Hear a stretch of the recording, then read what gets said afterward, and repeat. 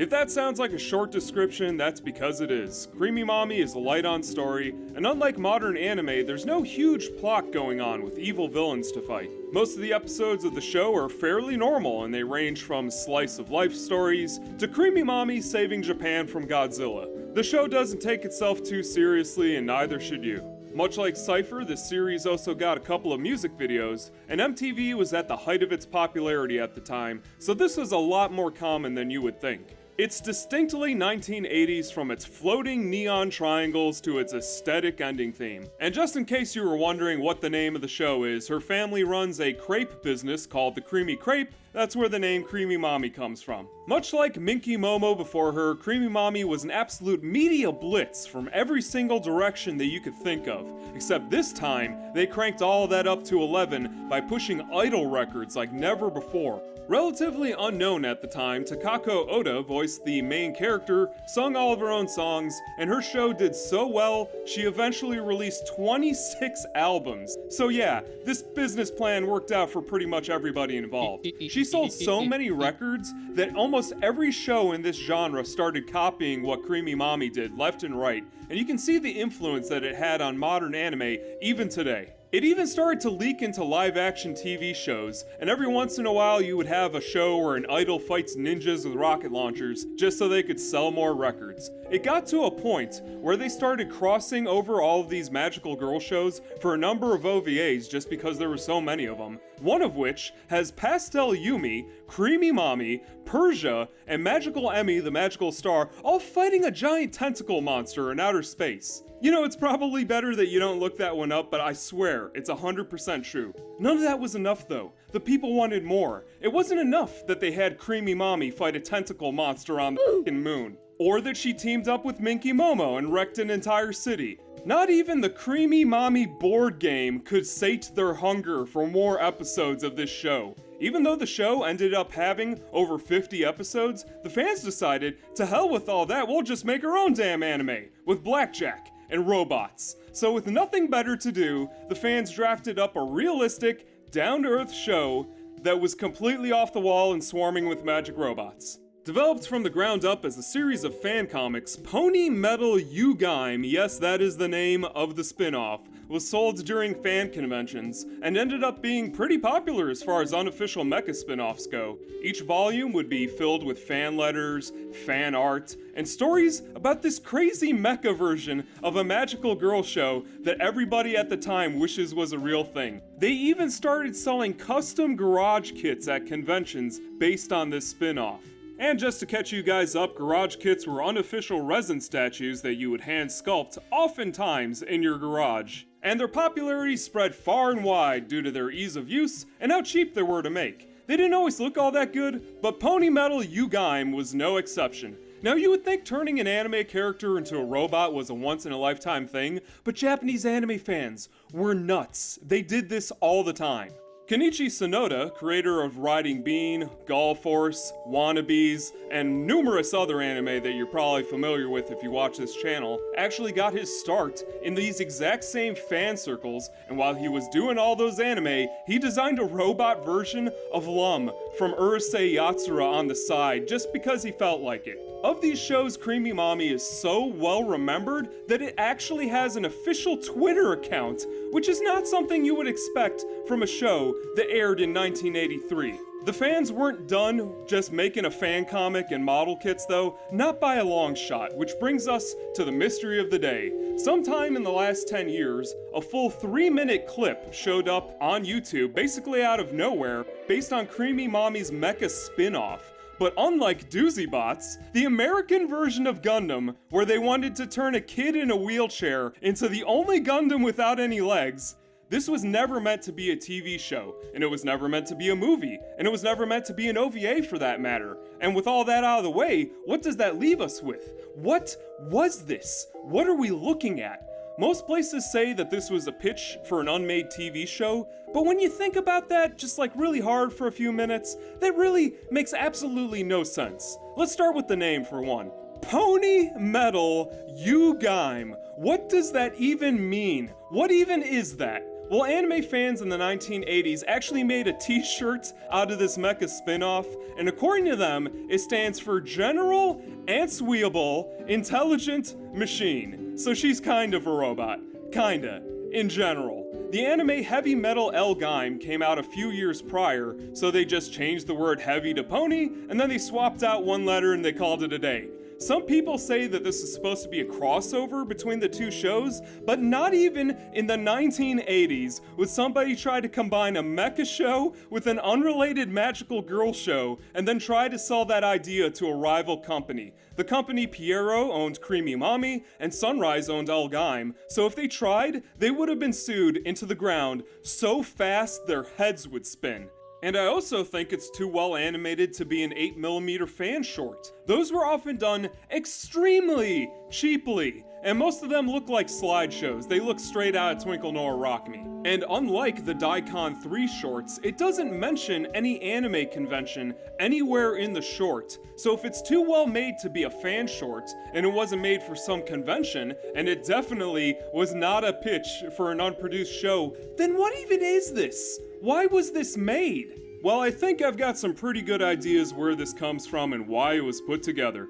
In one of the volumes of the fan manga, there is an entire chapter that lays out a story for the Creamy Mommy mecha spin-off, and why is this an important thing? Well, on the very last page of that manga is a message with the tagline in plain English, "To be continue, computer version." Aha! Now we're getting somewhere. We got fan comics, we got model kits, and now we got this. That means that this manga is surprisingly a prequel to a video game. But if this entire manga chapter was made just to advertise some game, then where is it? Up until now, there has been almost no supporting evidence to prove that this existed. But recently, someone uncovered some proof. What you're looking at are the only known photos of Creamy Mommy's mecha spin-off on the MSX2 computer. Info on this game is so unknown that it doesn't even have an article on the Lost Media Wiki. That is how undocumented this video game is. But how do we even know that this is connected to the anime, right? Well, in one of the screenshots, you can see this red fighter pilot character, and guess who shows up for a couple of seconds in the short? That's right, same character, bam, confirmed. So if there was any doubt that this was a promotional short and not a pilot for some kind of weird mecha spin-off, well now you know. The whole thing was paid for by ASCII, an electronics company that teamed up with Microsoft to release the MSX computer series in Japan, and before the MSX came along, Japan was this lawless wasteland, where every company just kind of made their own computers, and none of them had any sort of compatibility with one another. Then Bill Gates comes along and he goes, well, why can't we just make one standard computer? You know, like a regular computer, and that way no matter which one you buy, they all kind of work with each other. Makes perfect sense now, right? But this was a brand new idea at the time, and it worked. The MSX sold over 1 million units. But why did the game get canceled if these Japanese computers sold so well then, right? Japanese games got cancelled all the time, and many factors, both domestic and international, likely played a large part in it getting cancelled. Also, they spent all their money on a giant dinosaur statue. Let me tell you about the MSX Dinosaur Park. You're gonna love this. On December 1st, 1985, to celebrate their 1 millionth unit sold, the people at MSX made an incredibly bold decision. Really good stuff going on over there in the 80s. Right in the middle of Tokyo, they built a giant $1 million life-size Brontosaurus smack dab in the middle of the city. What do dinosaurs have to do with Japanese computers? Who cares? Giant dinosaur. Also, they made it roar every couple of minutes to really scare the ever-living life out of children. Most people say that this never happened and that it was just some fever dream by some person who still has nightmares about dinosaurs to this very day. But nope, this really happened. It was real. I've confirmed it. Unfortunately, there is zero footage of this event, and the only proof that it even exists is this article from a Japanese magazine. But can you imagine this? They actually commissioned the Godzilla people to build this thing, and at the time, it cost them a record 150 million yen. Yeah, adjusted for inflation, that's $1,646,243.90 US cents. That does not even count the cost of the event. That's just the statue. Bill Gates was reportedly so upset with this totally badass misuse of money that they scaled back all MSX development the following year. So that probably explains why the video game got canceled. But what about the manga? Well, the final episode of Creamy Mommy came out in 1984, and interest in the series just kind of started to fade after that. Anime fans had other crazy ideas for things they wanted to do. As an example, they made a magical girl manga called Blaster Mari, where they introduced a magical girl into the Gundam universe for God knows what reason. The final volume of Creamy Mommy's spin-off would be released in 1988, closing out this crazy fan series with a text-only light novel as a thank you to all the Creamy Mommy fans out there. And as for where that short comes from, it just kind of showed up on YouTube one day, but I think I've got an answer that you guys are gonna like. You guys know Studio Gainax, right? The Gunbuster, the Evangelion people. Well, before they were Gainax, they teamed up with a company called General Products that helped them fund their Daikon shorts. And out of that store, they had a catalog that has an advertisement for this very 3-minute anime VHS tape. We are talking the store where Prototype Gainax sold their merchandise here, so I strongly suspect that they sold almost no copies of this thing. I've never even seen an image of the box, let alone see one of these go up for auction, so who knows what it's worth? I have no idea. That's not all though. If the article that I'm looking at is true, a lot of extremely important people got their start working on this 3-minute clip. One of which includes Hiroshi Osaka, who was co-founder of Studio Bones. Full Metal Alchemist? Escaflowne? You ever hear of Mob Psycho? None of those would exist without Creamy Mommy. You can trace back every one of those TV series to a bunch of otaku who just wanted to turn a magical girl into a robot for some reason. So I consider old anime to be a hobby of mine, and every once in a while I'll go through Japanese auction sites trying to find something that'll catch my eye. And one day, I come across a vinyl record for an anime that I've never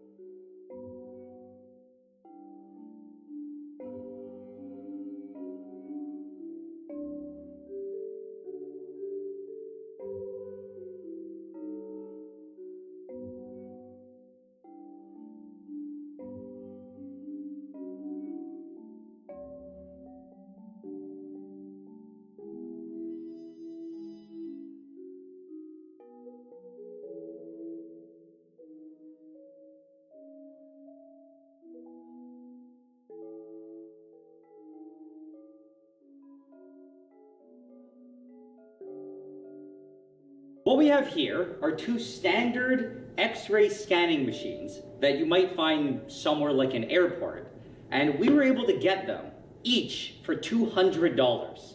This one is fully functional. This one is a disappointment. It doesn't really work, but it still should be able to provide us with a lot of useful parts.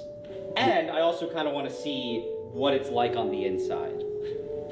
So I think to get started, we can just open this here. Okay, these doors do come off. Okay. So the first thing that we see here is the X-ray generator system. And then if we look here, there's a little box, which is a UPS supply. This here's the motor, I believe. It's the motor that runs the conveyor belt. Yeah, and then this is just, I believe it's a lead-lined box. Obviously, it's something heavy that blocks X-rays. But either way, I guess we just start ripping this thing apart. So the first thing of value are the screens.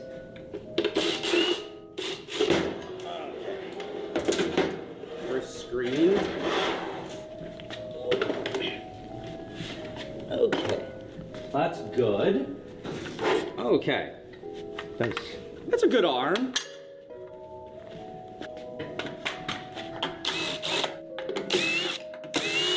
Okay. don't need. We need the little plastic light. the little things? light blades. Yeah. That's good. Okay. Dude, these are sick. Okay. Now we see the lights. Do these come off? They should. I have this. Oh yeah, it's just tape. Huh, okay, a little circuit board. Okay, so far so good. Whoa, is that okay? Yeah, it's a computer. Nice. Yeah, so that's the full computer. So it's the software that runs everything.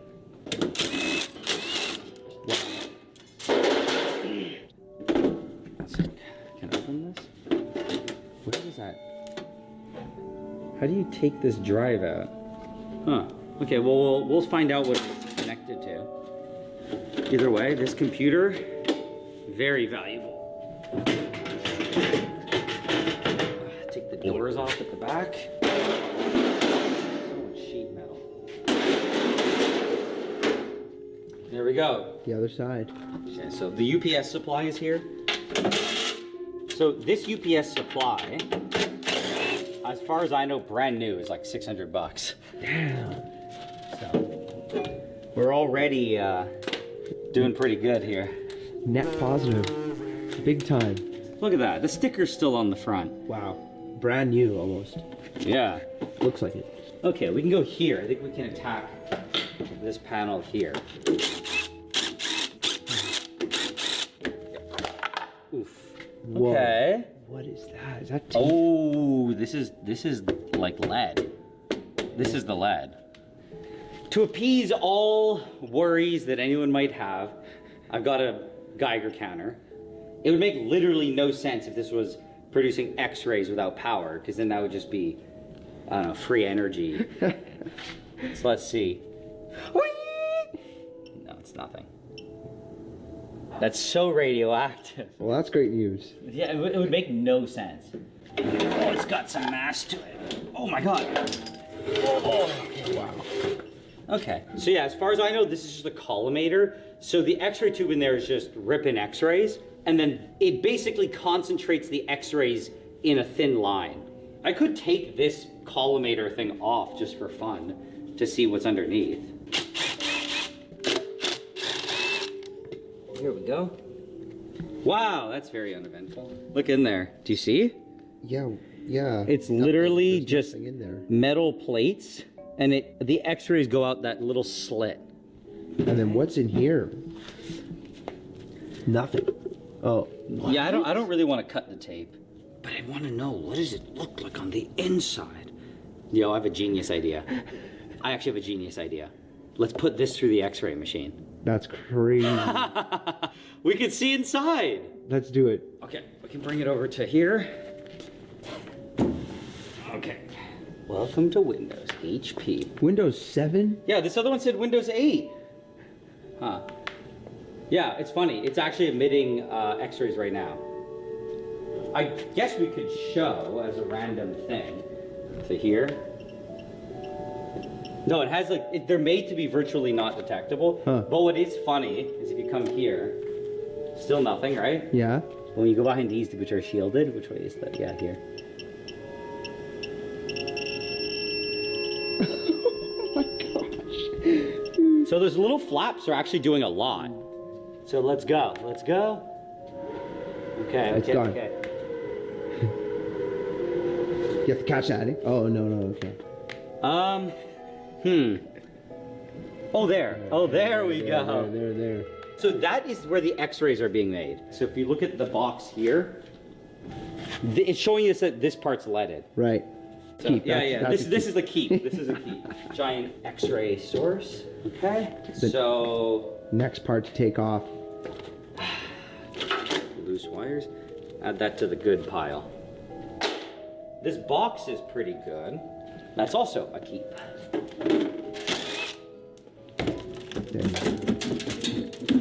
Oh my god, that's heavy. Whoa. Good lead lining. There we go. There we go. That's cool. This is a good part. Yeah, that's a because key. That's a this huge is key. like if any of the sensors break, we at least have an ability to replace them.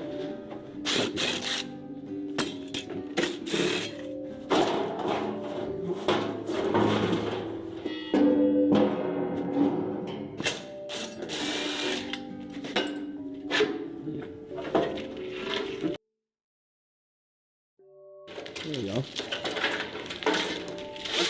We can sort those out later. Here we go. Oh look, now the conveyor belt's sagging. It's all sad and saggy. Oh yeah, that's satisfying.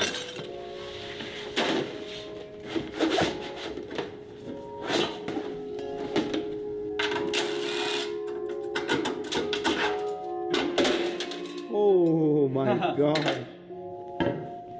How can we remove the box? I think it's just taped down with this lead tape. There you go. There you go. That's cool. Lead. Yeah. Okay, wait. Let's see if we both hop on. So I think we're good. I think we can lift this. Okay. Oh yes. Okay. Can you push up in the air? Just tilting it. But you're in a dangerous situation. That's okay. There we go. Look, you have a shield. You can hide behind that if we ever do a crazy experiment. No one can hear you scream. Ah! Yeah, Pete. It's freaking heavy, yeah. I mean, like you said, it's lead, right? Dude, I'm telling you, this is like a bunker. It's pretty good. I want this lead sheet that's on it.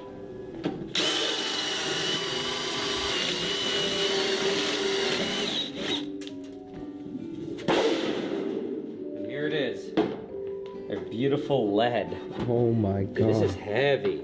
I mean, this is good shielding, I guess. We could use this to line stuff. We can use it to hack the other system. I'm gonna put a knife in this. Oh god, this is like 50 pounds of lead. That's crazy. Okay, now for the last part. Oh god. Dude. Here we go.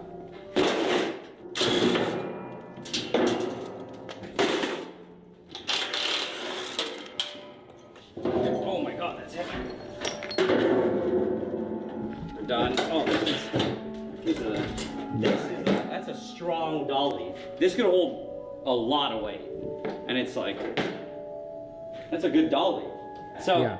what did we get in the end? We got an epic dolly. This is actually really expensive if you were to buy one. We also got a crap ton of lead, a bunch of spare circuit boards. I think all these rollers are trash, honestly. Yeah, that's trash. Yeah. We got miscellaneous wires too, which I'm sure are kind of useful. And then we got all this. UPS power supply, worth quite a bit actually. We could resell it and probably make our money back on both the machines. It's crazy. But then we also got a full HP computer, which also we could completely sell and get our money back. But I will keep it just in case this computer explodes. Yeah. Then we got a couple screens. The X-ray source, that alone is pretty valuable. Yeah. Very important piece. And then, honestly, something that I like the most, the lead shielding. But yeah, I think overall, we got a good haul. And we could probably sell all of the scrap metal for like at least 10 bucks. Yeah, it's probably gonna get recycled, honestly. Yeah. Yeah.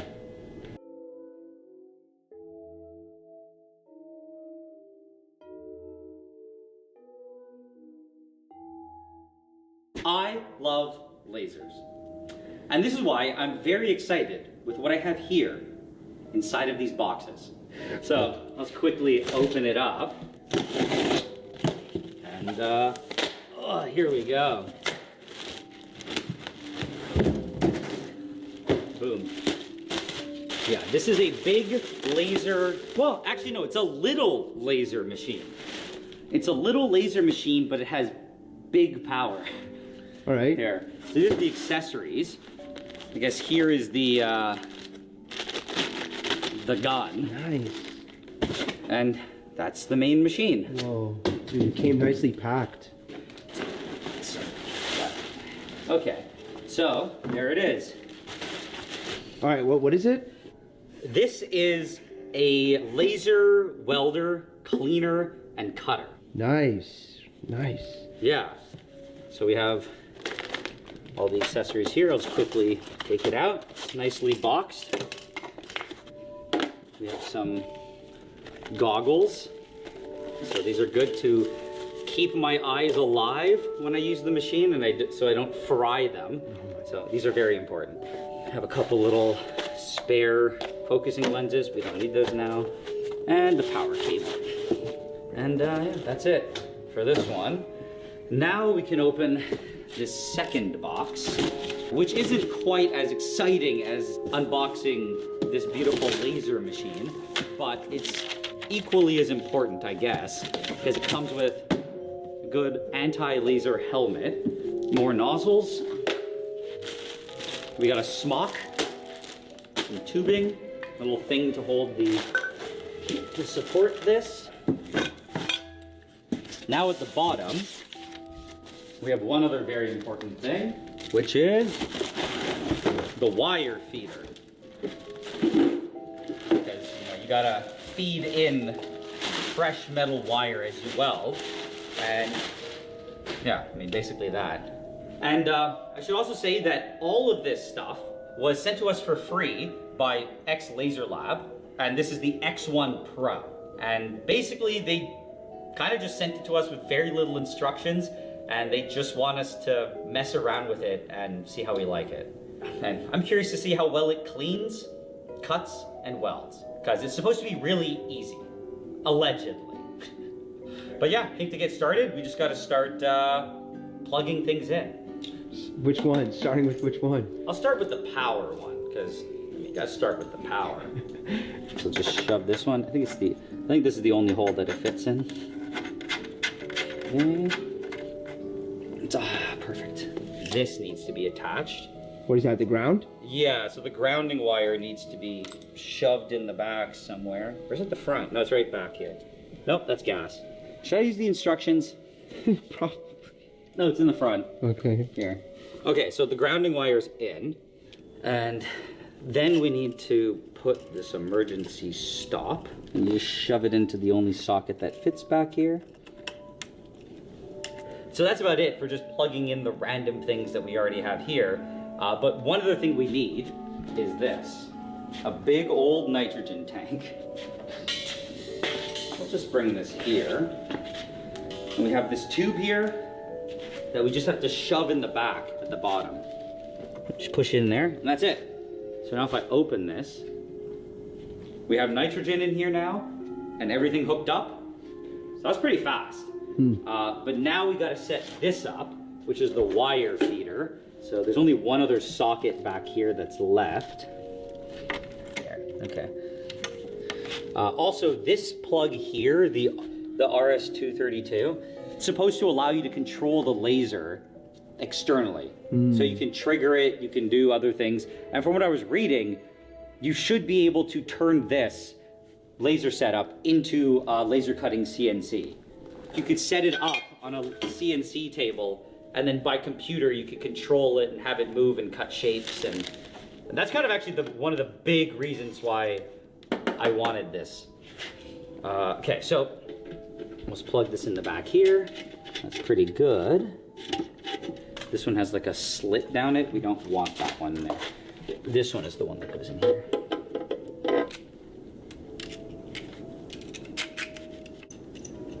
Squeeze it a little bit. But that's basically it. You just have, I mean, as far as I can tell, it looks right. Okay, so we can put that back there.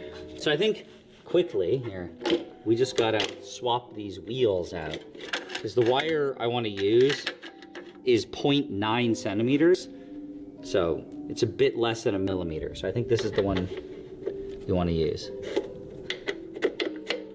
Now I can grab our wire. This is just mild steel wire. So yeah, you see, look, it goes over the wheel there. we go. So now it's going into the nozzle. Okay. There you go. Nice. It made it. And now we can feed it through that. Perfect. Shove this back. Probably tighten it a little bit. We're very close to being able to get started. And does it throw any errors? It does. Has an alarm. So we turn the key on. Oh, alarm's gone. I'll just test the wire feeder. You can see here there's now a laser light coming out. That is not a welding light. Okay, yeah. It's just an aimer. So wire feed or wire retract, so it should work. Look at that. The wire's feeding. And we can return it too. Okay, that's pretty good. So we'll do the final touches. Something that is really like cool about this thing as well is that it's a fiber laser and it's 700 watts. But the form factor is so small because you can buy there are other laser welding, cutter, cleaner things out there, but they're kind of like these big blocks on wheels. Whereas this thing, you can just, I mean, it's easier if you have a cart, but you can just carry it around. But either way, I have this tightened down, so I think we're good to go. It's got to suit up. Okay, so we're doing welding first. So we click welding. Oh yeah, confirm. Okay. So basically here, I think we just have to choose a couple things. So where is it? Wire feed. Oh yeah, our wire feed rate is fine. I think we have to go here. Oh yeah, we can choose our metal. So we're doing mild steel. What's sus? What's No idea. standard? ChatGPT. Yeah, I actually have a page here that I printed out. So sus is stainless steel. CS is carbon steel. I mean, I think we'll just go with carbon steel. That's what we got. And it's roughly, I don't know what we have. We have 2 millimeters, okay? I don't know. 2 millimeters of what? Of thickness of the steel. Okay. So 85 power, it suggests, with 64 hertz, 7 millimeters a second of feed rate. Okay, so I don't know, I printed out this whole page, but apparently it just auto does it. So That's pretty cool. yeah, that definitely makes way more sense. Yeah. Okay, so I think that's kind of it. Okay, I'll take the emergency stop, put it in here. I think we hit the power. Wear glasses and a respirator before starting the laser. That's a good point. Yeah. Good warning, guys. Okay, I think we're good, all right? Yeah, let's go. Okay, so I'll grab the laser. Okay, to weld, I mean, we got a beautiful table. We got this. We're just gonna weld this table? I just want to run a line. You think that's fine, just to see what happens? Yeah. Let's see what happens.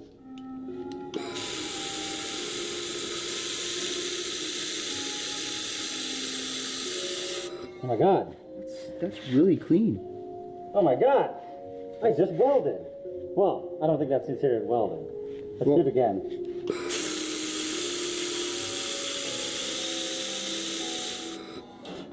Oh, the wire got stuck. It's a pretty crispy line, right? It's very clean. It looks like It it. goes right through too.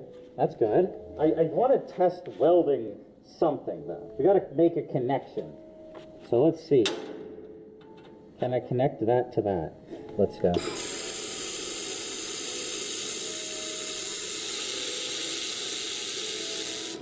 Huh. That's a very, very small, like, strip. How strong is this? I really want to know. Do you think a hammer will break this? Yeah, probably. Oh my, never. Holy crap.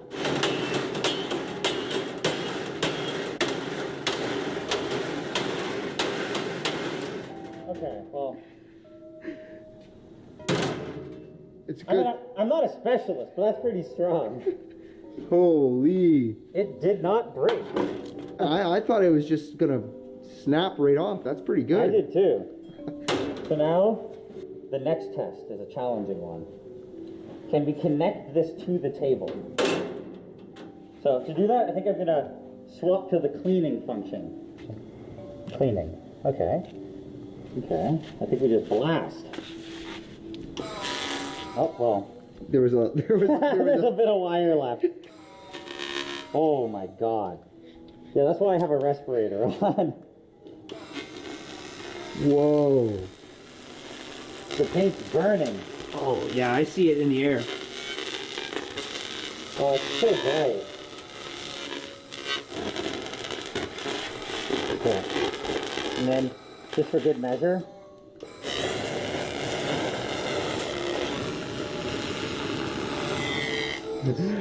Yeah. it's shiny metal. Do you see that? Yeah. Okay. Now for the ultimate test. Okay.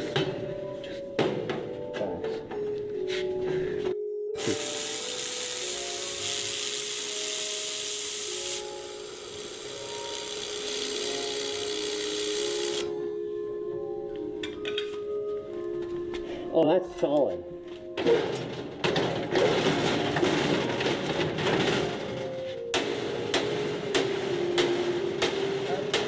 Oh.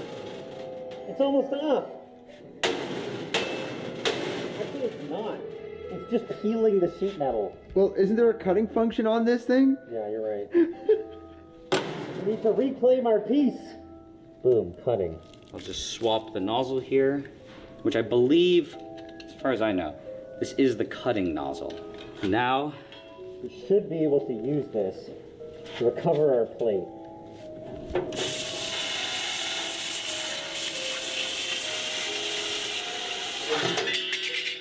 Okay, we've recovered it. That was all right. You cut a part that was already weak. You cut a part that was weak. Fine. We'll go here.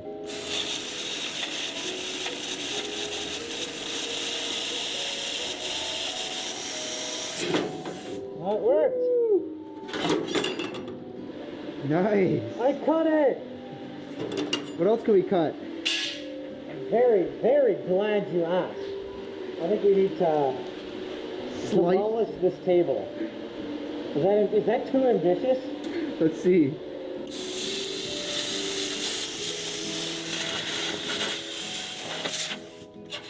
Boom.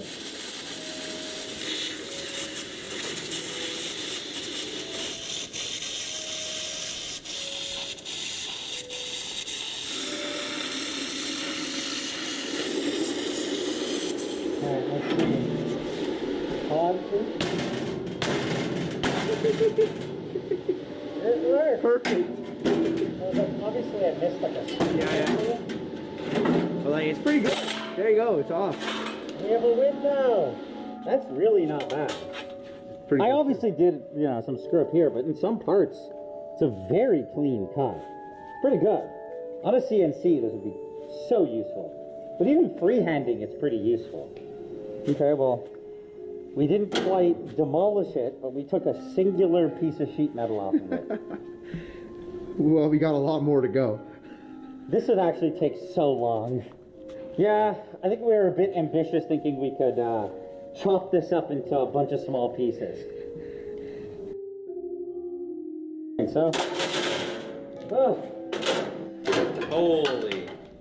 So yeah, I mean, overall, this thing it's kind of awesome. I mean, the welding was just really easy, and what I think is cool is you can do aluminum and stainless steel, because both of those are usually higher difficulty metals, but with this it seems like it's kind of all just the same thing. You just swap the wire and go. But yeah, I mean, overall, very very happy with it, and thank you very much to X Laser Lab for sending this to us. There's a lot of stuff we plan to do with it. I'm particularly excited about turning it into a metal cutting little CNC table. I've always dreamt about that for some reason. But also in general, just welding, stainless steel welding. There's a lot of projects that this is going to become very useful for. Yeah.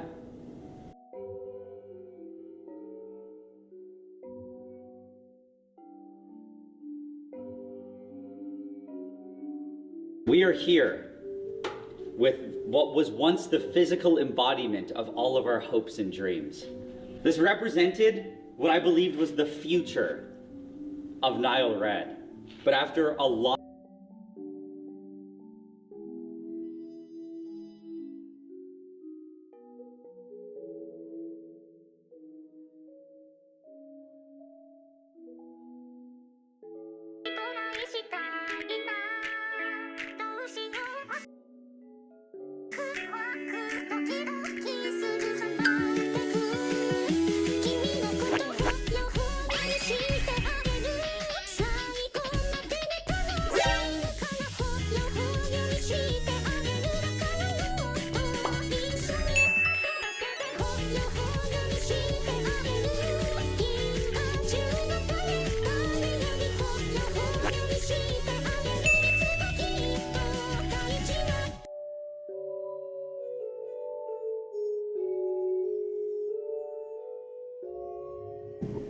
RAM prices have been insane. Driven by the rise in AI, it is causing massive disruption to the GPU, cell phone, PC markets, and more. And a key reason it's been so bad is that you have just 3 companies, Micron, Samsung, and SK Hynix, controlling the industry, where new supply is not something that can appear overnight. Building new fabs can take billions of dollars and years of work. So rather than wait around, I turned a shed in my backyard into a Class 100 cleanroom and built my own semiconductor fabrication tools from scratch. Now the question is, can I actually make my own RAM? To start, how does RAM actually work? If we take a look and we zoomed in to one of the chips on a stick of RAM, what we would find are tens of thousands of rows and columns that make up an array, where each intersection has a transistor and a charge storage capacitor. The transistor acts as a switch, while the capacitor acts as a battery. When I turn on the transistor, it switches on the current and charges up the capacitor, storing 1 bit of information. I can then turn it off and hold the charge there. If I want to then read the data, I switch on the transistor again, and the charge now flows backwards out so it can be detected. Though since that drains the capacitor, we have to refresh it and charge it back up periodically. But to build anything, we first need a design. I came up with a simple layout to have a 5x4 array that I could later stitch together, where each intersection has a transistor and a capacitor.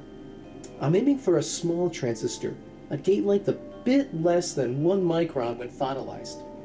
Each color here in this figure represents a different layer, like a different floor in a house, as these devices are made layer by layer by layer, kind of like a sandwich.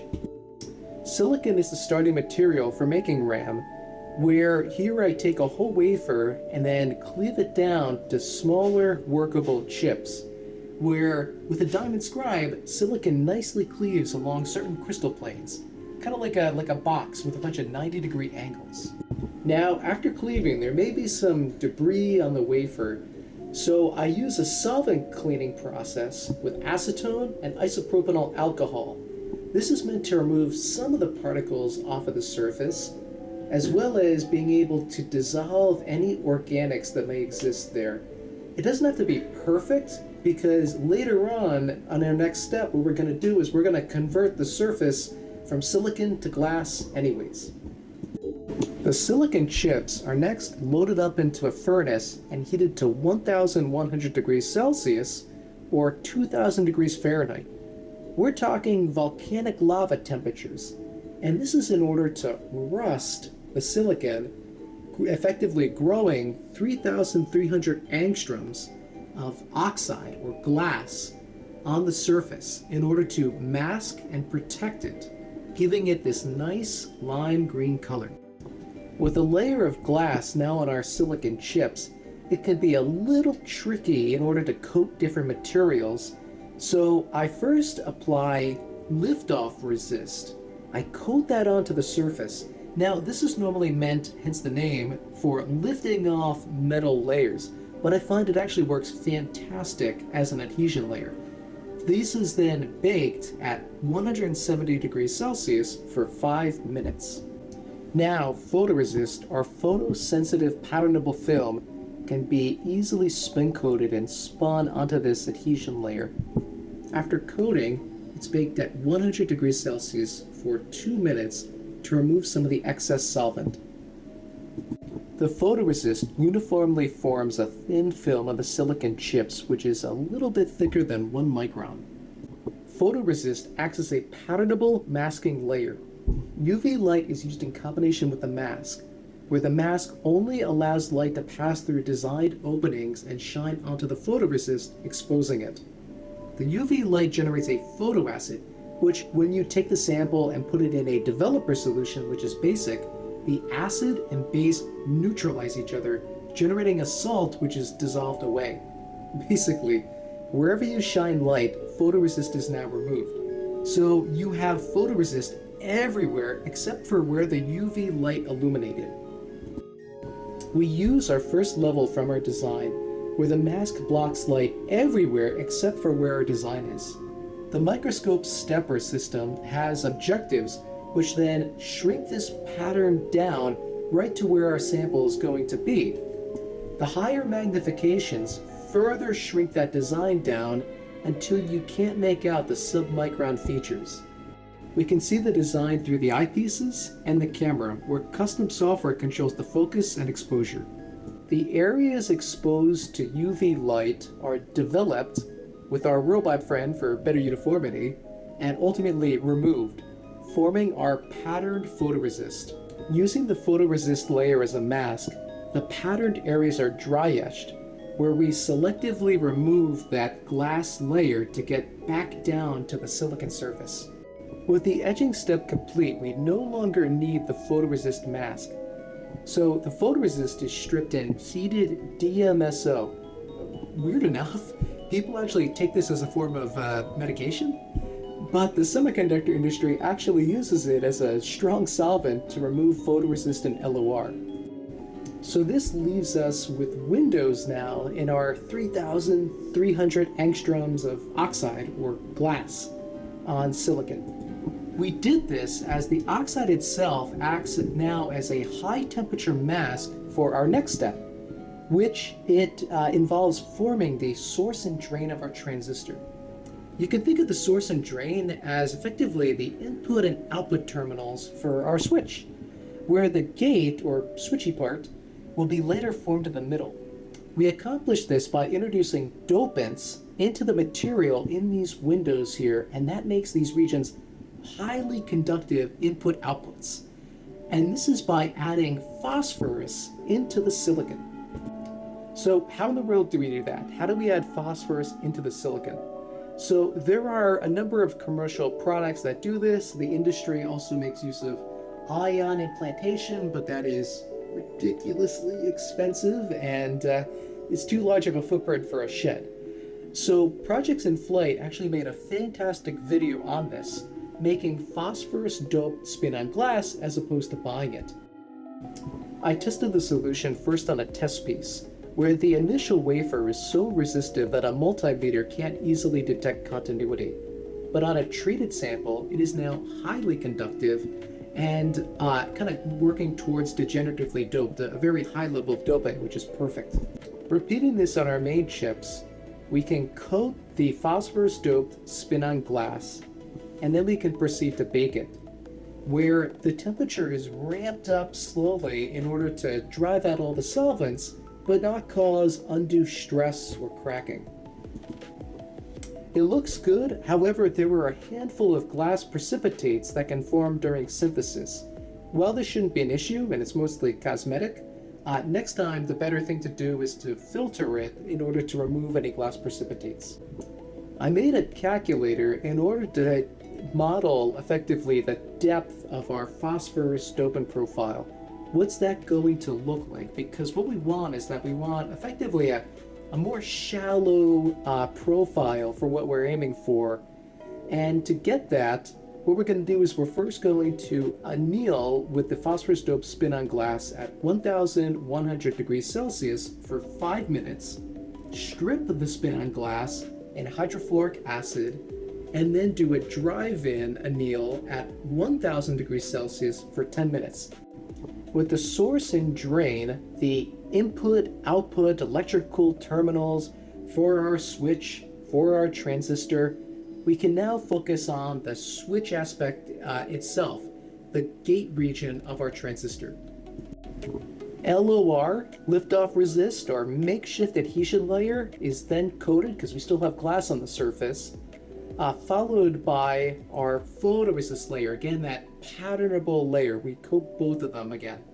With these layers down, we can then pattern and form the channel region of our transistor. To do that, we need this layer to be aligned between our previously formed source and drain regions. While we're at it, we're also going to align and expose the area that will form our charge storage capacitor, which is right above our transistors. After development, an HF etch is used to remove the metal oxide between the source and drain, as well as next to the transistor for our charge storage capacitor. This is because the oxide is too thick there, and we want a custom oxide thickness for our gate and capacitor. The channel region of our transistor, the thing that does our switching, is the most critical region. As such, I perform a clean known as a piranha clean, which will viciously attack any organics and most metals on the surface. They call it piranha as it can eat material and flesh, just like a piranha fish in the Amazon going after a chicken leg. The samples are loaded back into the furnace to grow the gate and capacitor oxides. We want this thinner so we have more capacitance and better gate control. So we're going to grow at a lower temperature of only 950 degrees Celsius, and if we put it in there for 38 minutes, we get 200 angstroms, or 20 nanometers of oxide.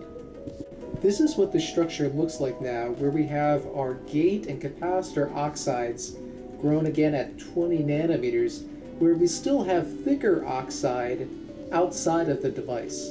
But because everything is covered in oxide, what we need to do is we need to punch some holes selectively through that oxide in order to later form electrical contacts to the device. More LOR and photoresist are coated and baked, and then the contact cut mask is carefully aligned and exposed, where after development, we're left with some small openings in the LOR and photoresist.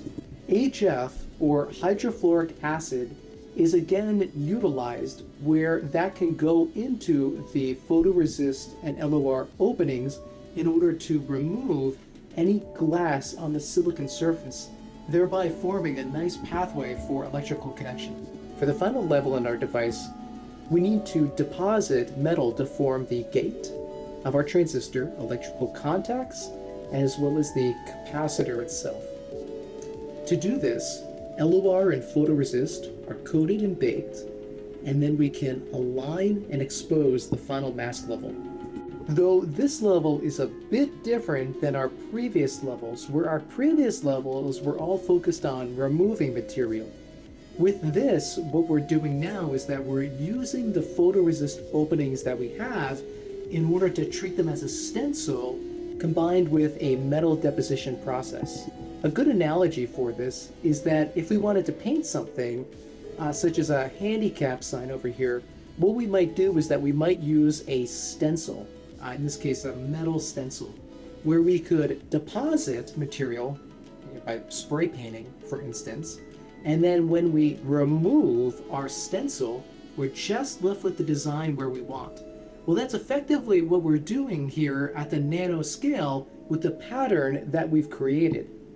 But instead of spray painting, what we're actually doing is that we're effectively spraying the surface with metal atoms, in this case aluminum here, where the sample is loaded up into my sputter system, where we have argon that hits the metal target, and then the metal atoms fall off and are effectively sprayed, so to speak, onto our sample. So as you can see, the metal has been uniformly coated over the sample, except where there was some Kapton tape at the edges there. So how do we effectively remove our stencil? How do we remove the photoresist layers here? Well, we can stick that in, once again, DMSO and heat that up. It's always cool to see where we can start to see the metal buckle and then eventually start to peel off of the surface. If I apply a little bit of agitation there, we can aid in its removal, just leaving the pattern that we want. Looking at it under the microscope post liftoff process, what we can see is that we can see our complete structure now. We have the transistors, the capacitors, all the connections that we need in order to have our DRAM array. If we were to look at a cross section, this is the structure that we have, and then this is how it matches up to our earlier little cartoon, where we can have current flow and be controlled by the transistor, by our switch, where it can charge up our charge storage capacitor in order to hold a bit of data. Now, as if the shed wasn't enough, Inside in my living room, I have a whole suite of test equipment. So I got my little lab assistant here, and I'm going to fire up one of these semiconductor parameter analyzers in order to look at the results.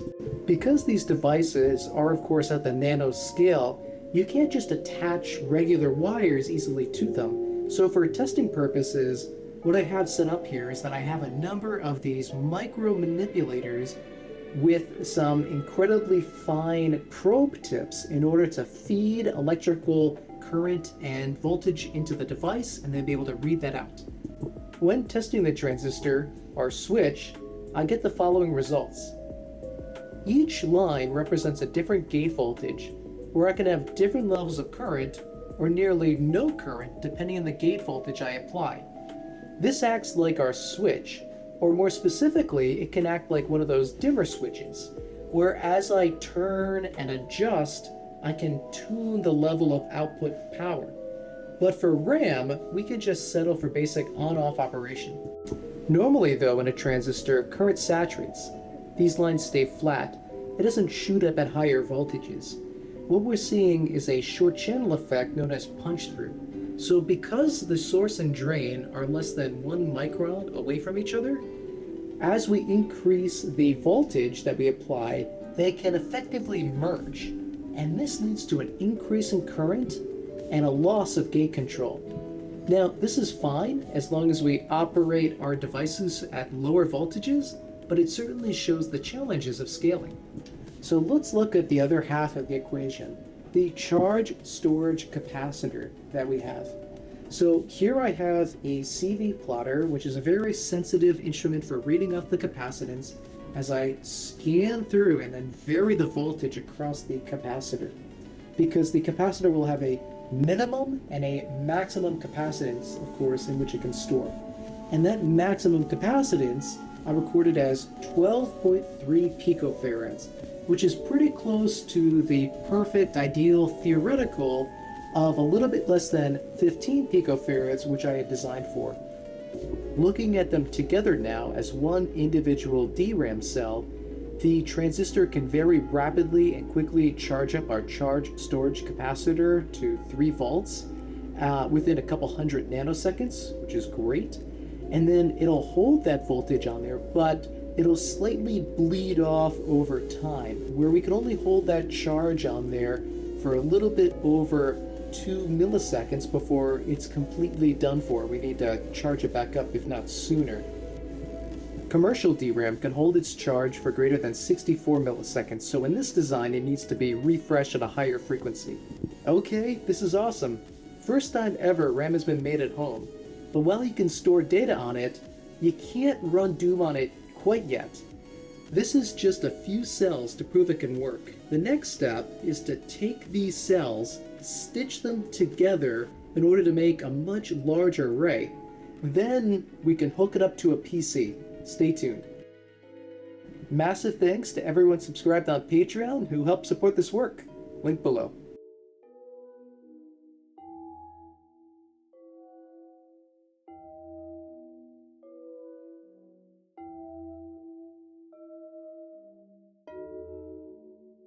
This video has been sponsored by Brilliant.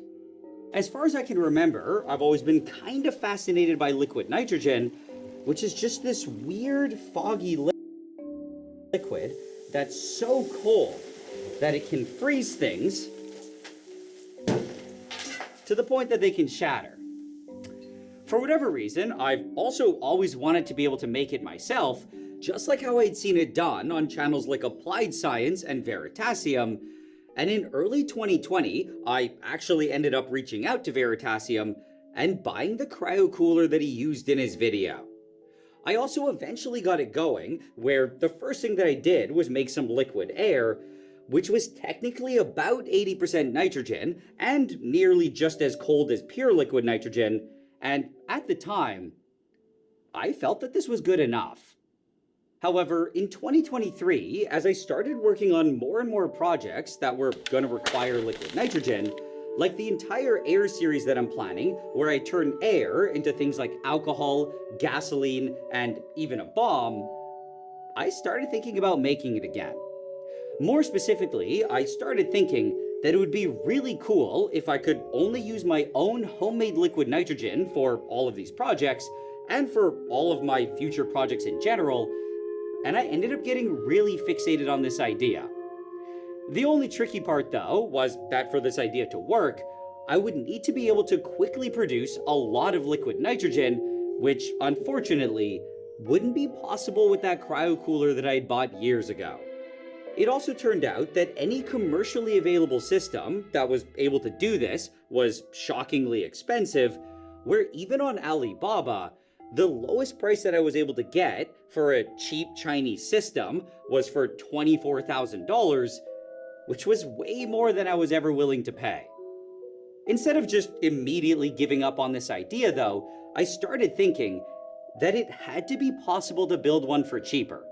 At the same time, I also slowly convinced myself that this was something that I would actually be able to do, despite having basically no experience, and well, long story short, I decided to just go for it. So I just went ahead and got started, and the first thing that I did was search the internet for anything that I could find about making a massive liquid nitrogen generator, and unfortunately, I wasn't able to find anything. However, I was able to find several really useful videos of it being done on a smaller scale, where besides the ones that I mentioned earlier by Applied Science and Veritasium, some notable examples were this one by Ben and Builds, this one by the King of Random, and this one by I'm Smoother. As an honorable mention, I also want to point out this one by Hyperspace Pirate, which I didn't see at the time because it was posted shortly after I started this project, but I think it's really impressive, especially because it was done entirely from scratch, using a bunch of old AC parts.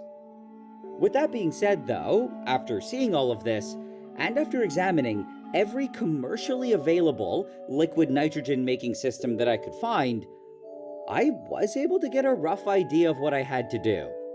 I was also able to put together a rough plan of what I would need to build a massive one myself, where the first major component was going to be something called a membrane nitrogen generator that would allow me to generate pure nitrogen gas from air. The second would then be a massive cryocooler that I could then use to liquefy this nitrogen gas, and the third would be a really big insulated dewar where I could then collect this liquid and ideally hold up to 100 liters of it. Along with all of this, there would also of course be a bunch of wires, hoses, and miscellaneous parts and accessories to make it all run, but at least for now, I felt that the best idea was to just focus on these three main components. And by focus, I mean that I had to somehow obtain them, which I knew was going to be both difficult and potentially super expensive. What did make things a lot easier though, was that I actually already had a membrane nitrogen generator that I'd gotten from Veritasium when I bought his cryocooler. The only tricky part was that I'd never tested it myself, and I wasn't entirely certain that it still worked, but it seemed perfect for what I wanted to do. It was also extremely convenient that I already had it, especially because even used, these things were apparently going for thousands of dollars. With that being said though, this then meant that I really only had to get my hands on a massive cryocooler and a huge dewar, where at first, I was actually tempted to try and build them myself. However, after thinking about this for a long time, I realized that this was a completely unrealistic idea, and if I wanted this project to even have a chance of succeeding, I was gonna have to buy these parts pre-built. I also decided to just keep searching online every day, where I was hoping that I would eventually find the parts that I needed, and that they wouldn't be too expensive. It was then one painful month later when I stumbled onto this cryocooler, which was normally meant to be used in an MRI machine, and I felt that it was my best option. This was because, as far as I could tell, it was one of the most powerful cryocoolers that I could reasonably get, and it was at least several times more powerful than the little one I got from Veritasium. As an added bonus, it was also theoretically capable of getting cold enough to make liquid helium, which is way colder than liquid nitrogen, and I started getting excited about the idea of using it for a future liquid helium project. There was one major downside though, which was that it wasn't exactly cheap, and it was about $5,600. However, from what I could tell, this was still a really good price, because unlike every other one that I found, which was around the same price and heavily used or in unknown condition, this one was supposed to be brand new. In my opinion, this meant that there was a much higher chance that it would work, and that I was way less likely to be left with a giant and expensive piece of crap that may or may not be possible to repair. So I just went ahead and bought it, and only a few days later, I received this really big and heavy box. I then started opening it, and up until now, part of me was honestly a bit worried that this deal was too good to be true and that I might have gotten scammed, especially because the seller had just joined eBay and had zero feedback, except that thankfully wasn't the case. This was because inside of it, there was in fact a cryo cooler, and at this moment, I was both relieved and pretty excited. Yes, it's real. I was not scammed. Or, I hope. I still don't know if it works, but it does look new, and it's also very heavy. But anyway, with this hopefully functional cryo cooler in hand, I was officially $5,600 deep into this potential disaster of a project, and what I had to do next was sink even more money into it. So I just hopped back onto eBay, where my goal now was to get the last major piece, which was the large doer, and while looking for the cryo cooler, I had actually found this one. That seemed pretty ideal. This was because, just like the cryo cooler, it was apparently brand new, and it was at the very reasonable price of only around $1,100, which was extremely cheap for a doer this big. As an added bonus, it was also technically made for liquid helium, meaning that it was much better insulated than a typical liquid nitrogen doer, and at least in theory, it would pair super well with the cryo cooler and potentially allow me to make liquid helium in the future. The only downside with this doer was that it was apparently 30 years old, which really made me worry that it might have some major issues, and the seller provided no guarantees that it would actually work. This meant that just like the cryo cooler, there was a decent chance that it was just a complete piece of trash,